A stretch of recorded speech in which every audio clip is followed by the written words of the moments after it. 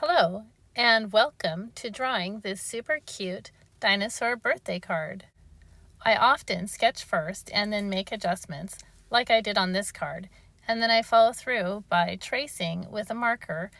I made this pterodactyl by putting together some simple shapes, one of the boomerang for his head, and then his little round tummy and these big sail wings. This pterodactyl is flying in with a birthday gift with a little bow on top.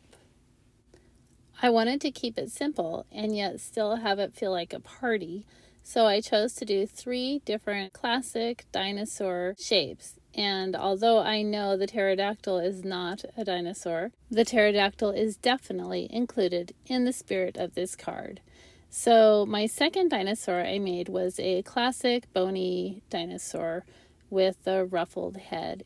For a little more contrast, I made the final dinosaur a speedy and trim, enthusiastic dinosaur friend who is looking over his shoulder and checking out the action. When I chose to make this dinosaur card, I looked at pictures of dinosaurs from scientific books, and I did not choose any specific dinosaur to try and duplicate, but I did try to come up with very classic shapes.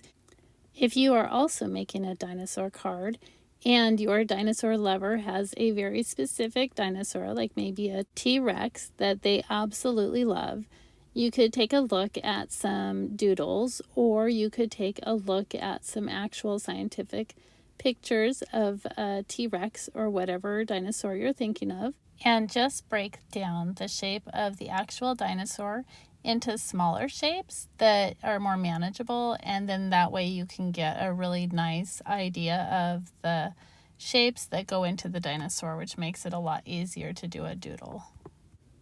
I waited until the end to both decorate my dinosaur with different shapes of texture for their bodies, and then also to choose the colors. I tried to find a happy medium between realistic colors and bright and cheerful party colors, but you could go as realistic or as creative as you would like. I did put the colors that I used from these Tombow pens at the end of the video in case you do want to duplicate the colors that I used, or if you're just curious.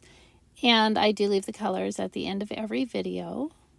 I have no sponsorship from Tombow pens, but I do like to use them in a lot of my cards. And one thing I noticed when I was making this dinosaur card is that if I went over once, I would get some streaky blotchiness, which is often the case with the Tombow pens.